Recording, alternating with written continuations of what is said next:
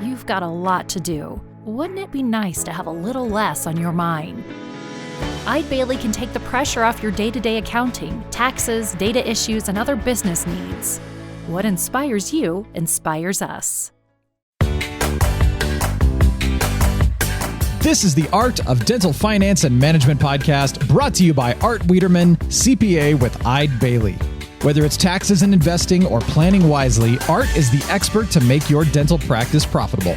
At Eide Bailly, what inspires you inspires us. We provide a suite of accounting and advisory services dedicated to the total care of your practice. Visit our website to access our tools and resources tailored for dentists, eidebailly.com/dentist. That's EIDEBAILLY.com/dentist. This podcast is distributed with the understanding that Art Wiederman, CPA, and Eide Bailly, LLP are not rendering legal, accounting, or other professional advice. Listeners should consult with their business advisors before acting on any of the information or opinions shared. If you have questions and or feedback, make sure to email Art over at awiederman@eidebailly.com. That's AWIEDERMAN @EIDEBAILLY.com. You can also give Art a call at 657-279-3243. Without further delay, here's your host, Dental CPA Art Wiederman. And hello, everyone, and welcome to another edition of the Art of Dental Finance and Management with Art Wiederman, CPA. I'm your host, Art Wiederman. I am a dental division CPA at the CPA firm of Eide Bailly, located in Tustin, California, about 15 minutes from Disneyland. And I know that I open up for my regular listeners with a lot of the podcasts that this is the most important podcast you're ever going to hear, and this is the most important information. I think that today's conversation is going to be the most relevant and timely podcast maybe that I've done.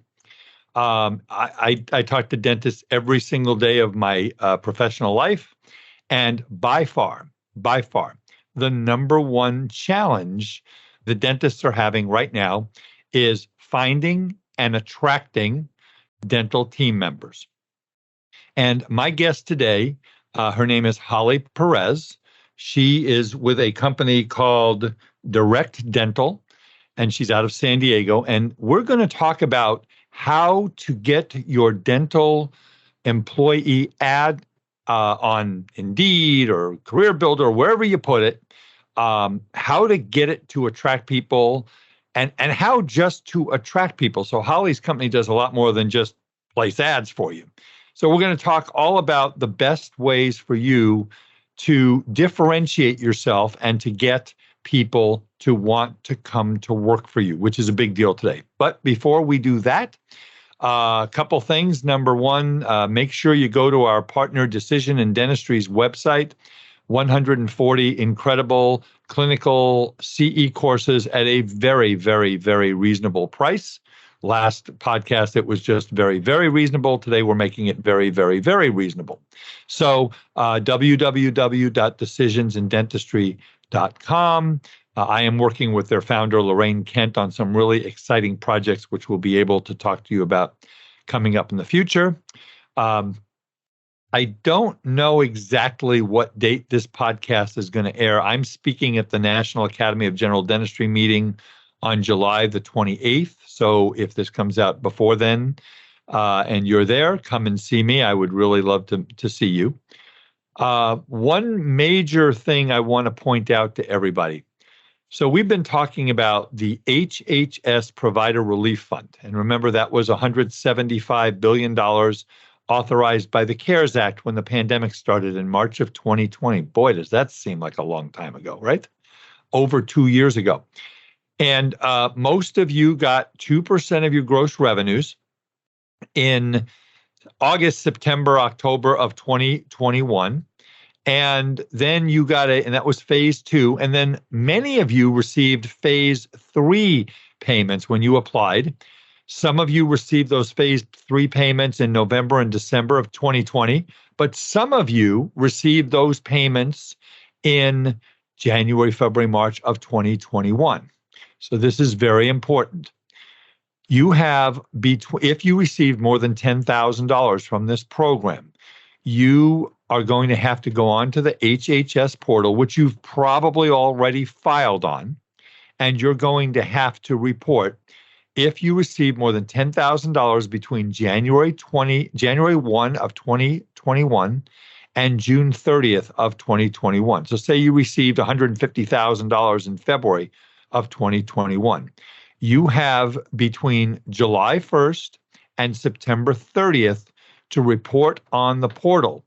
If you don't report by September 30th, given the behavior of the Department of Health and Human Services, very likely that they're going to ask you to pay that money back, and they will lock you out of the portal on October 1. So please make sure if you should check with your CPA, financial advisor, if you're having trouble. My phone number is 657-279-3243. My email is awiederman@eidebailey, EIDEBAILLY.com. So that's really important. And also, if you haven't applied for the employee retention tax credits, you've got about another 9 months to a year for 2020 and about a year longer than that for 2021. We've been talking about that all along on the podcast. Also, we're going to be having our webinar series starting in October. We'll get you more information on that. Great content on metrics and all the relevant management topics and tax planning in October, November, and December. And we're going to have a transition series too. Be sure to check out our new Eide Bailey podcast, Ebb and Flow, a business podcast providing inspired insight on issues and trends the middle market faces. Hear unique business stories, get answers to frequently asked and unasked questions, and understand business topics that matter to you. Available now on your favorite podcast platform. Okay, with that said, I would like to get to my guest. Holli Perez is the CMO and co-founder of Direct Dental, located in San Diego, California. And what their firm does is they assist dentists all over the country in helping them to attract employees.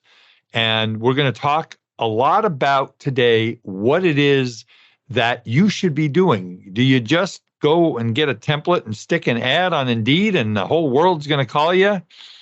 Well, after talking to Holli, I don't think that may be the best way to go. But anyway, that's what we're talking about today. And this is a very, very relevant topic because everybody is having issues trying to find people, hygienists and front office and back office. And so we're going to help you today to really, really drill down and figure out what's the best way to find people. So Holli Perez, welcome to the Art of Dental Finance and Management. Thank you. Happy to be here. How's the weather in San Diego today? Probably the same as it is here in South Orange County, where I'm broadcasting from, huh? Yes, absolutely beautiful. It is beautiful. So why are we inside? That's the first question. All work and no play, I guess. Yeah, well, there you go. So Holli, tell me about your journey, a little bit about your career and how you came to be, start up Direct Dental. Sure. I fell into the dental industry in 2012. I started working for a prominent DSO called Clear Choice Dental Implants. From there, I became a regional manager for another DSO. And sadly, in 2016, parted ways with that company and bought a dental staffing agency. So I've been doing dental staffing since 2016. Obviously, prior to that, as a regional manager, that's where I really learned about the challenges it is in finding good qualified dental professionals in this field. And but since 2016, really was working contingency staffing. So, finding temps and permanent placements for dental offices. In 2020, we kind of flipped how we're doing everything and moved everything to an online platform.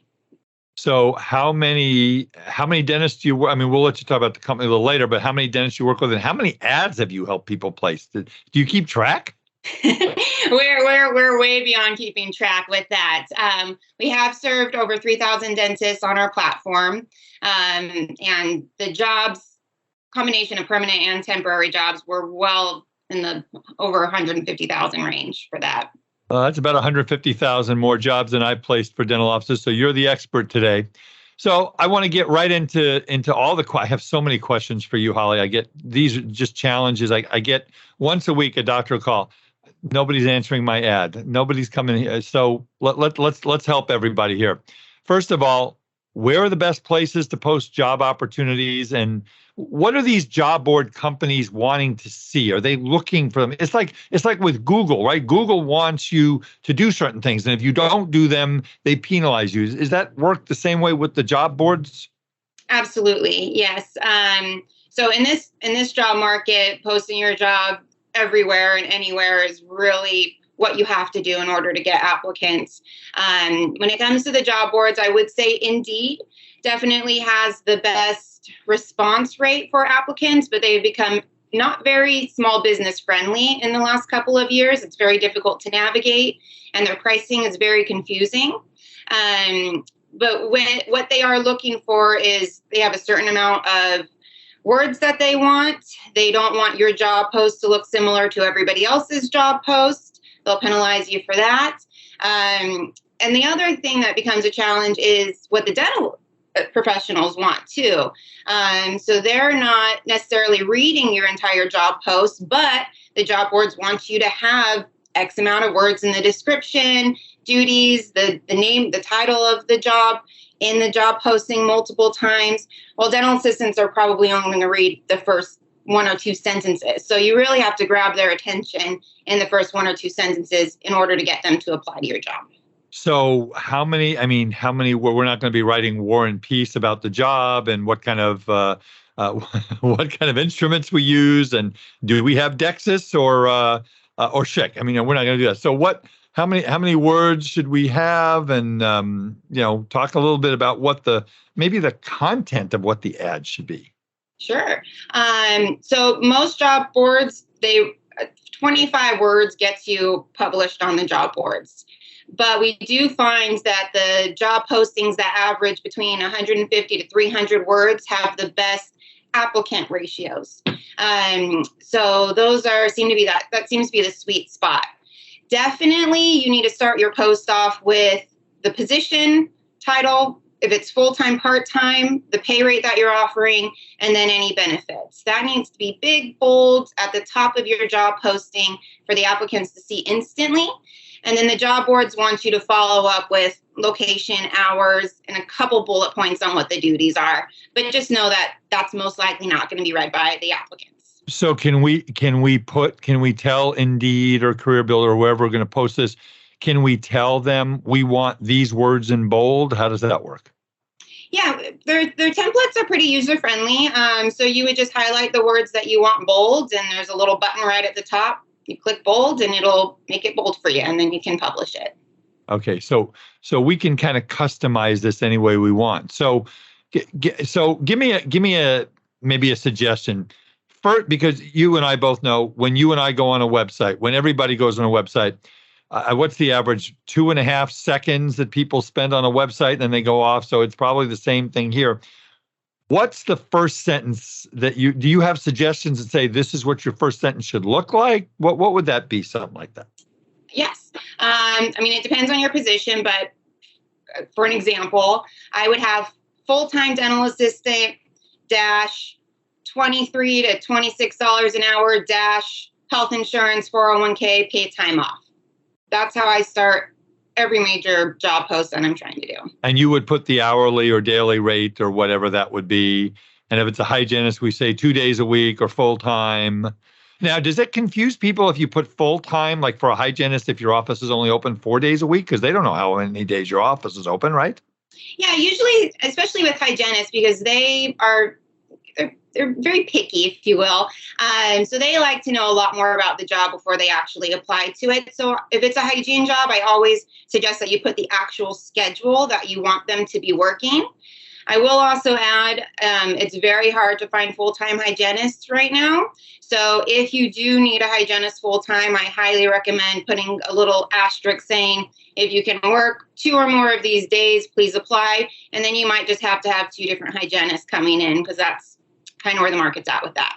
And you can maybe you get them on the phone and talk them into 3 days or something like that. Absolutely. Or they come and work with you 2 days, fall in love with your practice, and decide they want to work with you over their other offices and join you full time. Happens all the time. I was reading some stuff on your blog about that maybe we want to put the position in several places in the ad.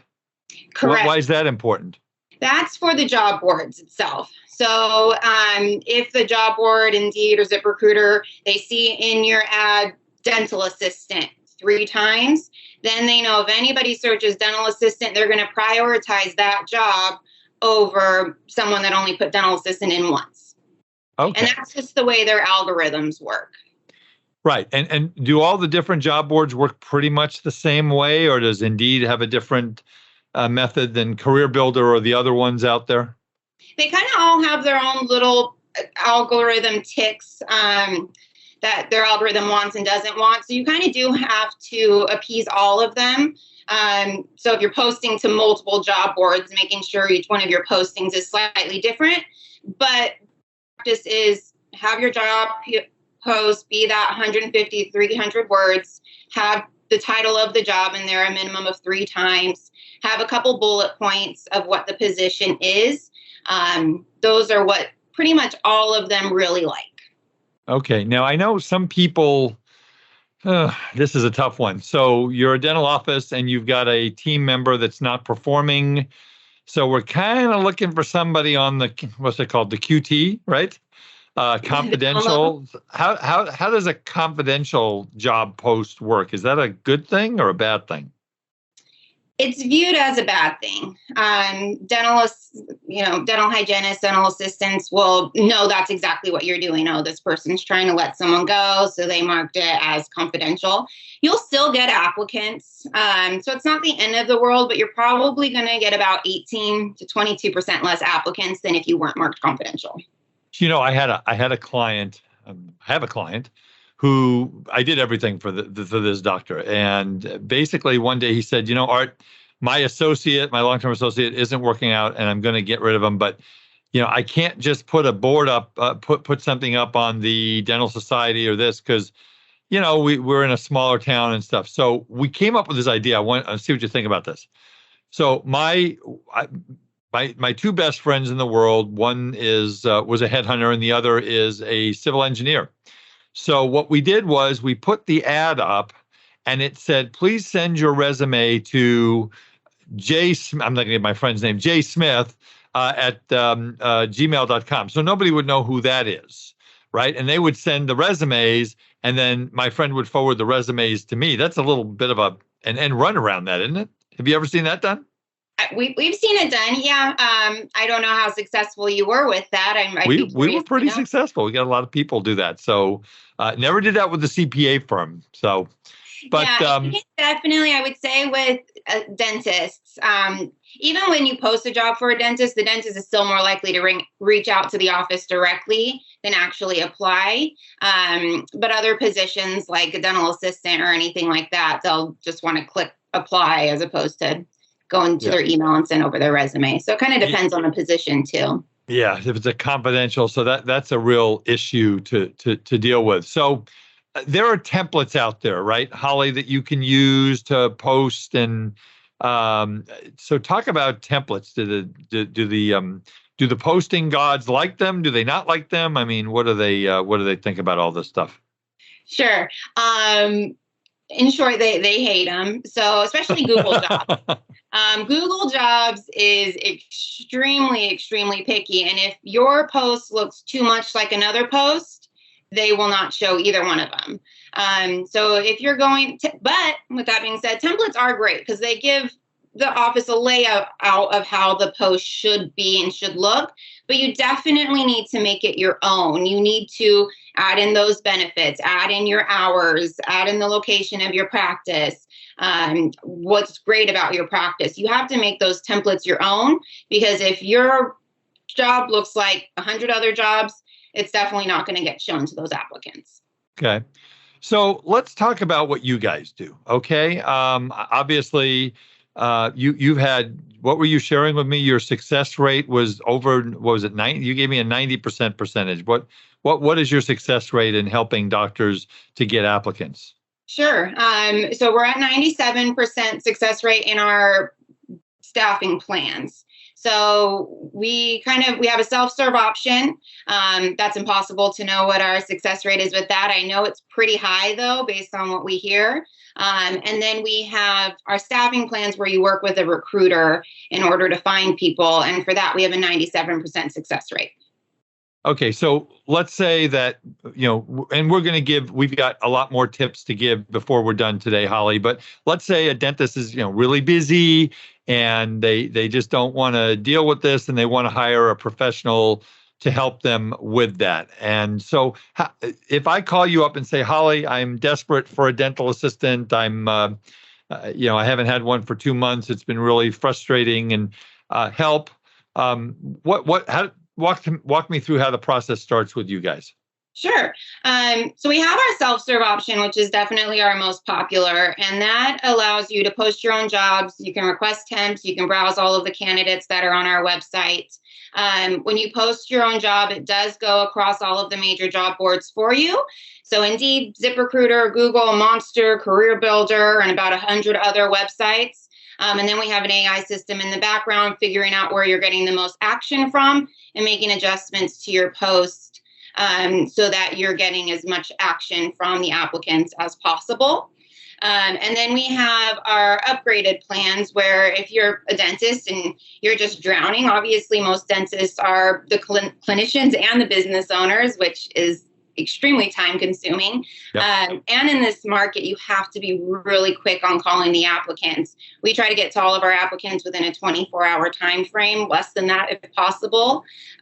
So we have dedicated recruiters that will post your job, get it across all the major job boards. We heavily sponsor it to even maximize the amount of applicants you have coming in.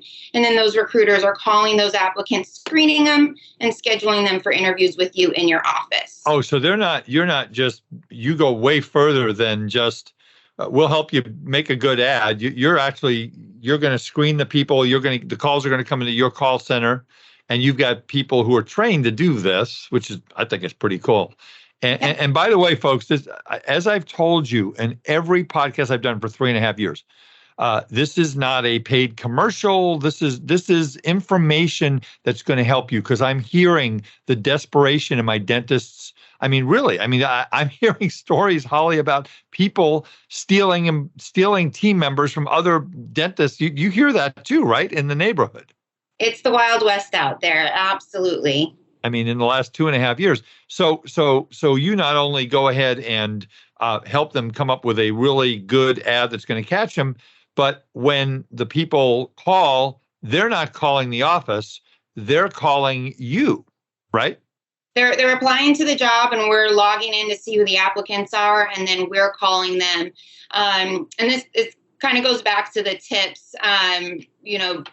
You've got to kind of almost stalk these people in a way. And when you do get them on the phone, you have to build rapport. So there's really kind of a methodology behind, once you get the applicant on the phone, making sure that they're going to show up for the interview.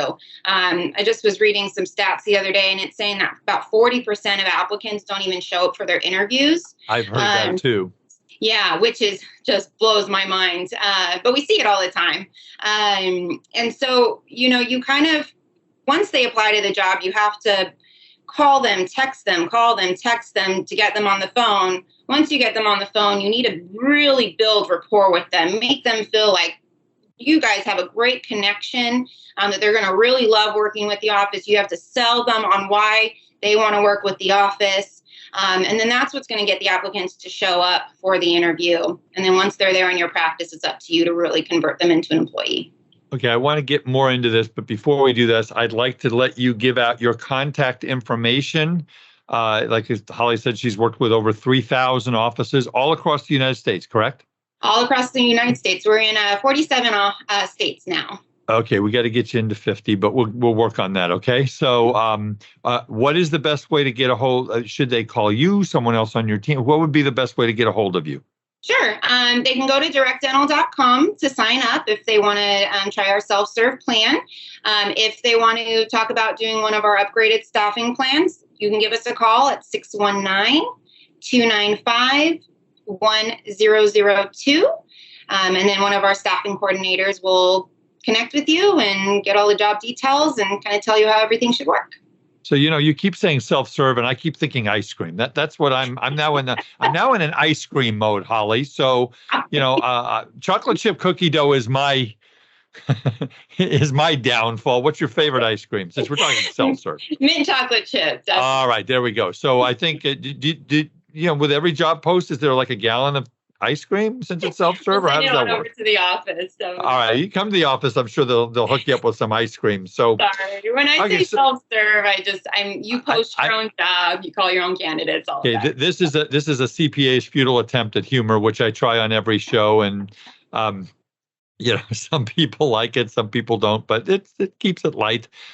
So. Before, you talked about what we're going to get into, website and culture and how the staff is. What are some of the biggest mistakes, Holly, that you see dentists making in trying to advertise their job position? Just using a basic template without adding anything about their office, not including pay and benefits, assuming that just a basic job post is going to get them applicants. It doesn't work like that anymore. Only posting the job to one place. You really need your job to be in as many places as possible. And you need to think outside the box. You need to talk to, people you went to school with and see if they have any previous employees, or utilize temp services in order to see if maybe you have a temp come in that you want and you want to hire. So you have all these different tools available to you, and you need to use them as opposed to just posting your job in one spot with a very basic template. That is not going to get you any action. Once you have candidates to come in and interview, the other big mistake that dentists and office managers are thinking that the person needs to sell them on why they should hire them, and that is no longer the case. When you get an interview in there, you really need to sell them on why they want to work for you, because they've got about 6 or 7 other offices fighting for them. So you have to know how to sell your practice, sell your team, sell the benefits, sell everything you can about your practice to make that person want your office over any other office that's offering them a position. Do you help them with verbal skills or who they should meet? When someone comes into the office, do you recommend that they meet with 2 or 3 team members or just the doctor, or how does that work? Yes, absolutely. It's getting to that point now where, especially hygienists, they're going to ask to meet with the other team members. They want to know, is there a lot of turnover in the practice? Are the benefits, like the bonus plan, is that really as legitimate as the doctor made it out to be? And mostly everybody's going to do a working interview. And if you're not doing working interviews, they're probably going to pass on the position, especially hygienists. They want to actually work in your practice, see if it is something that they can work at long term. And that also then gives them the chance to meet with the other team members, see how everybody works together on the team, make sure there's not a lot of turnover and all of that good stuff. So the first accounting job, Holly, that I ever took when I was 16 years old, which that was back when the dinosaurs ruled the earth. Let's see, who was president back then? 1977. I don't even remember who the president was. I think it might have been Jimmy Carter. But anyway, so I went to San Pedro, California. You know where San Pedro is, near the harbor there in LA County, because I used to live up in the Long Beach area. And I interviewed with a public accountant. That back then they had public accountants, not just certified public accountants. His name was Larry Shipley. And Holly, you know what the first question he asked me was? What? So, Arthur, are you bright? Now, here's a thought about that. So if you ask somebody, are they bright, and they have to think about it, that would make me nervous. Wouldn't it make you nervous, Holly? Yes, absolutely. Right. So I immediately said yes. And then what he did was, I kind of had a working interview. Back then when we did tax research, instead of today we do tax research, we do everything on the computer and it's all computerized. Back then we had these big black binders called CCH, Commerce Clearinghouse. And he said, So I want you, I was 16 years old, right? I want you, Arthur, to go figure out what is the definition of depreciation. And I went and I found it. So he hired me. And so I don't know if that's a question that you recommend you ask your applicants. Maybe in this market it may not be, but that was the first question I was asked. So when you're talking to people, what kind of questions do you recommend? I mean, you're going to help them with the ad. You're going to get it out there to the maximum exposure. You're going to help them word it properly. You know, like we were talking before, there's a lot of things you and I in life control, Holly. The internet is not one of them, but we get them in. You're telling me you've got a 97% success rate of increasing the number of people that we can get to the plate. Now we get them to the plate. Any suggestions on some, the first, what's the Johnson & Johnson commercial? You never get a second chance to make a first impression, right? So what about some questions? What are we asking this applicant? Sure. Always start off with building rapport. The questions I always like to know the answer to is, why are you on the job market? Why are you looking for something new? Is there something about their old practice they were unhappy with? Are they a job hopper? Just really getting a good feel for that. For dental assistants, I love to ask, what's your favorite procedure? And see how excited and in depth they get about it. If they say, a root canal. Oh, tell me why, and see how in detail they get about that procedure and why they enjoy it so much. That's going to really tell you about how much gusto they're going to have working with you. And you'll kind of see their strengths from that question as well. And then you have your canned questions, strengths, weaknesses, all of that stuff. But I always recommend asking every single assistant that comes in, what's your favorite procedure? Because you'll learn a lot about them with that. So now we're going to talk about the office, and we're going to try and sell the applicant. Do you say maybe you set up like 15 minutes with the front office administrator and 15 minutes with an assistant and 15 minutes with the hygienist?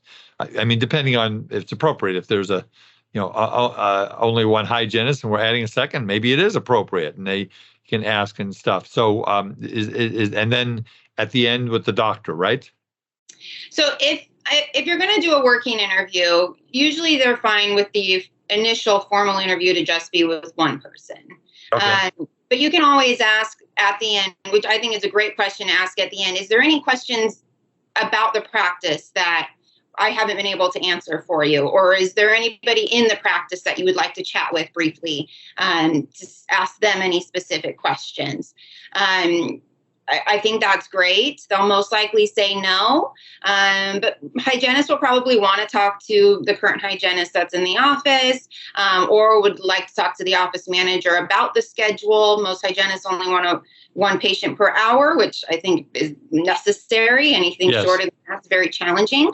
So they just want to make sure before they even agree to a working interview, what the schedule is going to be like. And so talking with the office manager and getting that information would always be a huge plus. Now, I know that every single person who is looking at a new opportunity is going to check out social media and website and LinkedIn and Instagram. So talk about the importance, Holly, of let's start with the website. I mean, is there anything you've dealt with thousands of employers. You've seen the good, the bad, and the ugly. So what is it on a website that's going to be really good? And what is it that's going to be on a website that might have that prospective employee say, next, not interested? Well, outdated websites are really going to lead an applicant to not even want to apply or continue on with the interview if they're not checking it out, because then they usually think that the office is outdated.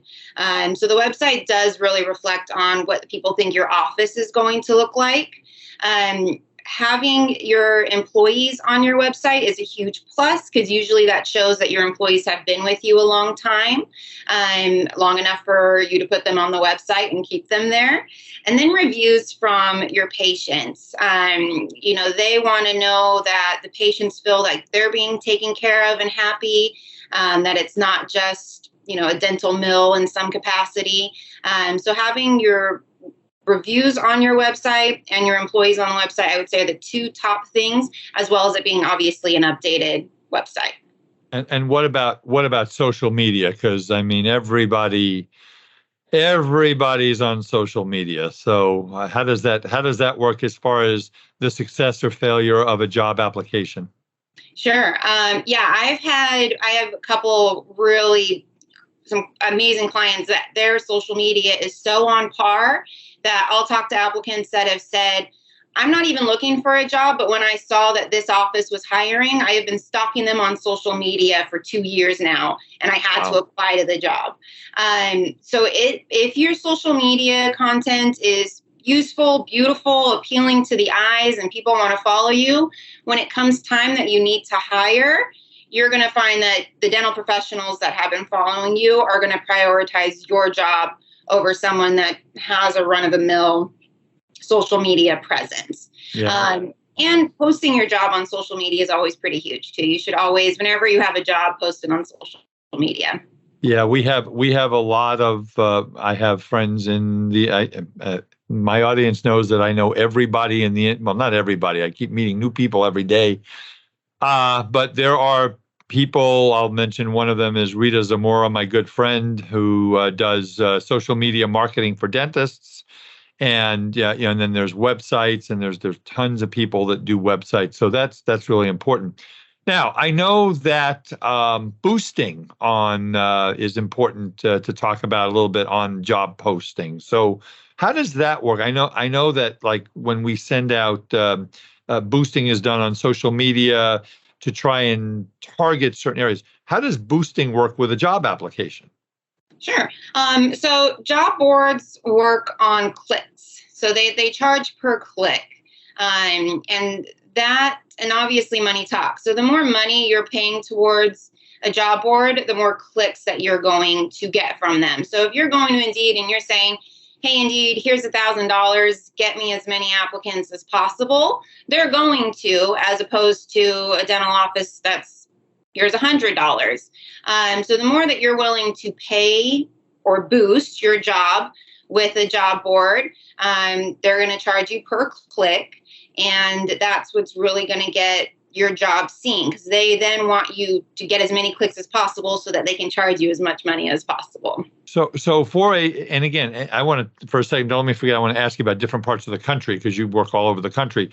So what would be a reasonable budget for a $1 million dental practice with 6 employees, 2 in the front, 2 in the back, maybe 2 hygienists? What would be a reasonable budget to say that I should spend to boost with all of the different available platforms? What would be a reasonable budget per job? Sure. So if you're going to Indeed, which charges per click, it's going to break down for a dental office that's all they're doing is posting their own jobs. They are not paying for a bunch of clicks nationwide or anything like that. So it's just your singular dental practice. You're probably looking at $30 per applicant is what it's going to break down to be. And then that just kind of depends on your job post. Sometimes you're averaging $1.50 per click. Sometimes it could be $3 per click. And that's why if you can work with a company that does buy their clicks in bulk, I'm not to sell myself or anything like that, but right now we're averaging about $2 per applicant. Because that's nothing. That's nothing. I mean, in the buy so many clicks. Okay, so we might be able to not withstanding what we would, your fees are going to be. It could be less than $100 an applicant for the actual boosting and part of that and stuff. So does that sound about right? I mean, it's not that expensive for the actual but that you say the boosting is really important, right? It's really important because again, it's with anything in business. The more money you're going to get, the business is going to get from you, the more likely they're going to boost your job. We don't operate like that. We operate under flat fees. So we don't charge per click. We just get our savings and we pass those on to you. If you're good. Working with a company that charges per click, I would be prepared to spend about $30 per applicant. Talk about the application process, because it sounds like you do more than just put a job out there. You're helping the doctor all the way through the process, right? In some instances, if they're going with our staffing plans, we absolutely do that. Okay, so the application process. I mean, do you have them apply online? Do you have them come to the office and sit there for 15 minutes and fill out, like you go into a doctor's office and it's like your whole life history and who was your best friend in the third grade and stuff like that, right? What do you recommend on the application process? In a previous life, when there was more jobs than applicants, yes, we absolutely operated like that. In this world, we make the application process as simple as possible. So no matter what job board they're on, if they click on a direct dental job, it'll go straight to the direct dental dashboard. From there, you're able to keep notes on the applicants. But if we're doing a staffing plan, once they apply, we reach out to them as soon as humanly possible. We call, text, whatever we can do to get them on the phone. Then we do a brief phone interview. Why are you on the market? This is where the office is located. Is it commutable for you? What are you looking for pay-wise? And then we go into great detail about all the great things about the office that we're looking to staff for to really kind of cement that they want to work there. And then we schedule them for an interview with the office.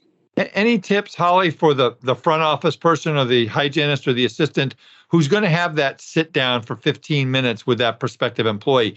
I mean, obviously, we want, I think the message, and I'll ask and answer my own question, right, is we want to be as positive, upbeat. We want to talk about the culture. I mean, do you actually help the team in saying, okay, you've hired us and we're going to tell you kind of the things you want to be talking about with these applicants, right? Do you get into that? Yes, absolutely. And we'll even go so far that if we've sent you 10 applicants and nobody's accepted, I'll call those applicants back and I'll be like, why did you pass on this opportunity? The hard thing about our job is we're not there during the actual sit-down interview. So it's hard for us to know where the office is losing that candidate if that seems to be the problem. So if we see a trend where they're not able to hire within the first 5 to 7 applicants, we know something is going on. They're saying something weird during the interview or something like that. So we'll call the applicants and say, why did you pass on this opportunity? And then we'll consult with the doctor on what we're getting back as feedback so that we can try to help improve their system. Oh, that's real. That's huge. I mean, don't you wish, wouldn't it be nice if you're a dentist and a patient leaves your practice that you could find out why, right? And I think you should. I do that when people leave our service. I always call, and usually it's because they no longer need to hire, and that's music to my ears. But we want to know why someone's leaving us and if they're struggling. And if I was a dentist, I would want to call up my patient too and know. But you need to know with applicants as well. So talk about hiring temps. I know that's a big deal because if you can't hire somebody, you got to have, unless the doctor wants to start cleaning teeth, you got to have a hygienist or how's that? How do you get involved in that? And what's the challenges with that? Are there a lot of temp people out there who are with temp agencies, or you're not a temp agency, right? We're or are you agency, but we have temps. Yes. So you can also, when you use our service, and some people use it just for temps, you're able to do temp requests, and then our system will text out all of our temps in your area. Hey, this is the temp job. Do you accept or decline? And they can staff the job. Temps are tricky, but with this kind of what's the word called? This kind of economy, gig economy, if you will, is what they call it. We are seeing more hygienists temp than take actual jobs nowadays. So there's a lot of fantastic, wonderful temps on the market. They just might not accept your permanent job, but they'd be more than happy to temp with you every Monday until you hire someone or whatnot. But there's a lot of wonderful temps out in the field right now. That's interesting to me, Holli, because a lot of people, I think they want to know that they're going to have a solid income every month. So you're saying there's a lot of people who just say, when they call me, I'll come and work. And there are a lot of people out there these days. Think about how popular Uber is and DoorDash and all of these work as you want to type companies are. And a lot of people in the dental profession have turned to that. So they know they could work full time as a temp if they want to in this market. It's not hard to get temp jobs at all. So they'll work whenever they want. If they want a day off, they take it off. They don't have to worry about asking for vacation time. But they can work as much as they want to or as little as they want to. And in this economy and with this younger generation, that is the freedom that they want. Are there any skill sets that you're looking for, say, for a front or a back office? I know that I've always taught that the best front office person, if they don't have dental experience, either somebody's worked in a restaurant or somebody's worked in a bank. Because if you work in a restaurant, if you're a server, you have to be friendly to the customer. You have to be able to, remember a menu, think on your feet, calculate things, and be nice because you want to get a tip. And bank, they have to deal with the public and they have to be able to handle money. So do you have any kind of suggestions for what types of employees what types of people are applying for the job? Yeah, it's challenging in dentistry because it is so specialized. If you need a back office assistant, they have to have certain certifications, same with hygiene.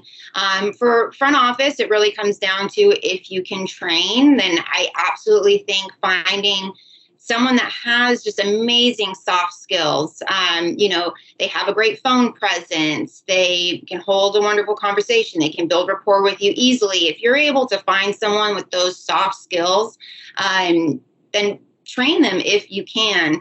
I think where offices struggle is usually there's only one person in the front, especially private practices. There's only one person in the front. So when they hire, they need someone to come in that already has those skills, which can make it challenging to hire someone outside of the industry. One of the things, Holly, that I have always, I teach this too, and I did it. I owned my own and ran my own CPA firm for 33 years. I was very fortunate. My three wonderful cornerstones of my practice, Pam Chamberlain, Debbie Sanders, and Raquel Goyette. I'll mention them by name because I love them all dearly. Okay. They worked for me for over 30 years. And it's about the culture that you have in the office. And you could hire somebody, but if the doctor is not very nice or the team is not very nice and the culture is not very nice, but I always then you have a problem. I always said that I would hire attitude, and I can teach skills. What do you think about that? I 1,000% agree with you on that, Art. Not just 100, but 1,000, huh? 1,000%. I like that. I like that, Holly. I mean, if it's between someone that is going to bring a wonderful light to the office, that is smart and bright and can learn quickly, take a month or two to train them to where you need them to be instead of hiring, sorry if your name is Debbie, but like a Debbie Downer that is just going to ruin everything, but has all of the hard skills that you want them to have. It's just not good for the overall health of the office to bring on somebody just because they have the skills, but lacks the personality that you need. So I know you're not an economist, but I'm getting ready for my lecture. To be actually, I wanted to be in college and really went into marketing instead, and I regret it to this day. I wish I stayed. Let's talk some economics here. So right now we're at mid-year. Okay, we're recording this right at the middle of the year. We've got high inflation. We've got the Federal Reserve raising interest rates. They're probably going to raise them 2, maybe 3 more times. And I've sat through several economic updates in the last 2 weeks. And what I'm hearing is that while unemployment right now is only 3.6% nationwide, and again, it's different in every state, what the Fed is trying to do, folks, is they're trying to cool the economy down. Everybody is spending money. I mean, airfares have gone up 50%. Food has gone up 20%. Gas has gone up 3,000%. I love it here. We live in California, right, Holly? The national average for gas is $4.86. Yeah, maybe for a half a gallon of gas, right? I actually have a 15-year-old car, Holly. It's an old Mercedes. It runs great. The check engine light's been on for 3 years. I probably shouldn't brag about that. But it's got 223,000 miles. It's a really nice, fancy 2007 Mercedes. And I finally decided the other day, I'm not putting premium in it anymore because several people have said to me, but people are looking at the economy. So by raising the interest rates and by bringing inflation down, what's happening, and you even are starting to hear it now, Elon Musk yesterday said that he's looking at laying off potentially, I don't remember if it was 1,000 employees or 10% of his workforce or something. Amazon is laying people off. So what you're going to see, and this is where the Fed's got an issue, is that as they keep raising interest rates and they push demand down, because they need to push demand down so supply comes, so it's supply and demand. All right. If I have more supply and less demand, the prices are going to come down, and that's what they want. But everybody is afraid that's going to push us into recession, and that's going to look at people being laid off. Right, Holly? Yeah. You're my junior economist on the call, right? Yes. Okay. So are you starting to see with all of this stuff the Fed's doing? And I know inflation is coming down. Gas prices, I don't know if you saw in San Diego here in Orange County, they're down about 20, 30 cents a gallon. I've seen that. So are you starting to see in the last month or two that maybe this job market is opening up a little bit? Are you seeing any of that? That was a long, drawn out, ranting on mine to get to a question. But are you seeing any of that? Yes and no. So we are seeing an uptick of non-dental professionals applying to our jobs, which is very frustrating. And we try to weed them out as much as possible. But it's still very challenging to find dental professionals because there is such a shortage. So yes, the employment community as a whole, there's going to be a lot more people in the market. But in dentistry, I think we're going to continue. I mean, it's estimated that we're going to continue to have this shortage of professionals in the field for at least another 9 years. What I do 9 years. Yeah, that's what they're estimating. Oh my. And that comes from the ADA. But what I do think is, as the recession, if we go into a recession, which I think we definitely are, it's on its way, possibly. Dentistry, we know, people tend to put their teeth on hold, unfortunately, when they're lacking money. So we might see that offices slow down and they don't need as many employees, which might put more people in the market. But the report just came out last month that it's still something around 40% of dental practices are trying to hire hygienists and dental assistants. So even if that comes down a little bit, but there being over 200,000 dentists in working, there's still going to be a good number of jobs on the market. Well, and I know that the ADA, Marco, I always mess up his name, Marco Vujicic, I believe is the way it's pronounced. And Marco, I don't know if you listen to my podcast, but if I screwed up your name, send me an email and I'll pronounce it right the next time. He is like the chief statistics economist for the American Dental Association. And I've not had him on my podcast. I should put him on my list. And he says that about 8 to 10% of hygienists have actually left the profession. So, it is a big challenge. And it's like, we don't have a magic bullet here. But folks, what Holli is able to do, and it just is fascinating to me, what Holli is able to do is to give you the best opportunity to get someone into your office and to hire someone and to get more people. Now, you may get 10 applicants instead of one, and maybe 8 of them are not any good, but you just need that one, that one winner. But it's about a smile. I always taught my boys, Holli, look someone in the eye and give them a firm handshake, and that doesn't happen stuff. So we're getting towards about the end of our time. So is there anything else that you want to mention about helping the doctors to hire? We covered a lot of ground today. Anything else that you guys do or that you're seeing in the marketplace, or tips that you can give people if they're going to do it on their own? Yeah, and you kind of just mentioned it. It's definitely a numbers game in this market right now. So the more applicants you can get, the more likely that you are to fill your job. So again, Direct Dental, we do post your job on all the major job boards to try to get you as many applicants as possible. If you're listening and you want to try our service for a discount, when you go to checkout, type in promo code TheArt15, and we'll give you a 15% discount on your first month. Or if you're interested in one of our staffing plans, that would be TheArt50, and we would give you a $50 discount on those staffing plans. The Art. I love that. That's it. Okay. All right. We're changing the name of the podcast. I was giggling so hard when I realized what you did there. It was like the art of dentistry. And then I was like, his name's Art. And it took me much longer to get there than it should have. But I got a really good giggle out of that. You know, everybody in the world calls me Art. It used to be my mother would call me Arthur. And my best friend calls me Arthur. I don't know why. It's just our code name. But anyway, I go by Art. But the Art. That's it. Okay. All right, guys.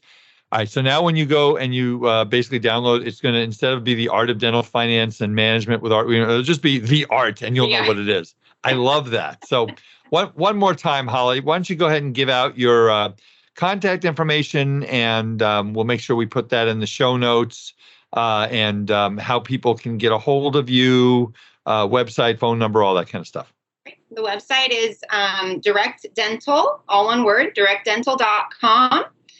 And if you want to reach out and talk to us about anything, you can give us a call at 619-295-1002. And then one of our staffing coordinators will answer the phone. I answer the phone a lot, so I'll probably be the one talking to you. And we can just chit chat. We offer free consultations to any dentist that wants to call in and talk about what's going on with their staffing jobs. So even if you don't want to use our service, but you still want to run things by us, we'd be more than happy to chat with you about it. Well, one more question before I let you go, and I will ask you to kind of hang on as I take the show out for the afternoon. What about multiple practice owners, DSOs, and someone owns 5, 10, 15, 20 practices? Do you help them? I'm assuming you do. Do you have any of those? Do you have, how does that work? Because they always need people. Yeah, they're, I was looking at their stats, and DSOs, 50% of them are hiring for hygienists right now, according to the recent ADA survey that just came out in June. So we definitely do. Our basic plan, the 129 plan that we offer, is where you post your own jobs, request temps, all of that. That's per location. So if you need to add on additional locations, we do that at a discount. Or if you're a larger DSO, we do offer slots where you would have X amount of jobs that you can post to any practice location that you need to. And we can definitely come up with custom plans for anybody that needs that. Sounds great. Holli Perez from Direct Dental. Thank you very much for taking the time, hang out with me for a minute, as I mentioned earlier. As I take the show out. So again, folks, please remember to make sure that you go on to the website of our partner, Decisions in Dentistry Magazine, 140 continuing education courses, clinical courses at a very, very, very reasonable price. Go to decisionsindentistry.com. Great website, and you can see all their articles and a who's who of clinical experts with articles on everything you ever want to know about clinical dentistry. If you're looking for a dental CPA, we at Eide Bailly are always looking for wonderful new clients. You must be nice. If you're not nice, we're not interested. Joking aside, well, that's pretty true. We want you to be nice, just like you want nice patients. We want nice clients. And the great thing about dentists is that 99.99% of them are super, super wonderful, nice people. Holli is nodding her head as I'm looking at the computer screen. My phone number is 657-279-3243. A Wiederman, Wiederman at eidebailly.com. My mothership, the Academy of Dental CPAs, 25 CPA firms across the United States that represent over 10,000 dentists. We got it covered in pretty much every area, and now including the great state of Alabama as our 25th member, and we're very, very proud to have them on our team at the ADCPA, www.adcpa.org.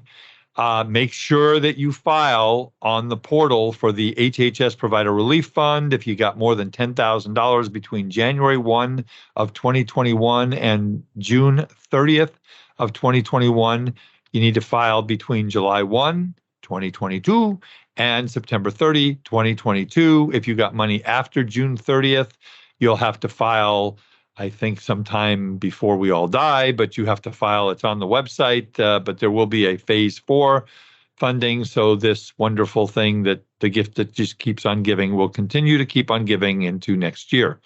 And if you haven't applied for the Employee Retention Tax Credit, if you had a greater than 50% reduction in revenues in any quarter in the second in 2020, usually the second quarter of 2020, or a 20% reduction in any of the first 3 quarters of 2021 versus the first 3 quarters of 2019, or the fourth quarter of 2020 versus the fourth quarter of 2019. Member FDIC, HBO, ESPN, it goes on and on. I've been saying this so many times on so many podcasts and webinars, I can't even tell you. You qualify for a very, very nice credit. For 2021, it could be as much as $7,000 per employee per quarter. We've worked with well over 100 dental practices at Eide Bailly, and we've gotten. I think we're approaching $5 million in tax credits. So anyway, that was a great interview, Holli. Thank you so much. And really appreciate you hanging out with me for the hour. And I want to thank all of you from the bottom of my heart for the wonderful comments that we get and for all of the great emails and for listening. I hope that we've been able to help you make your professional and personal lives more successful, financial-wise, management-wise. We've got great guests coming up. And with that said, folks, this is Art Wiederman for the Art of Dental Finance and Management with Art Wiederman, CPA. Thank you for listening, and we'll see you next time. Bye-bye. Thank you for listening to today's episode of the Art of Dental Finance and Management podcast. Be sure to subscribe wherever you listen to podcasts so you never miss an episode. The Art of Dental Finance and Management podcast is produced by Eide Bailly in partnership with Art Wiederman, CPA, Decisions in Dentistry Magazine, and the Academy of Dental CPAs. For audience questions and feedback, email Art Wiederman, awiederman@eidebailly.com. That's AWIEDERMAN @EIDEBAILLY.com. Or you may call Art at 657-279-3243.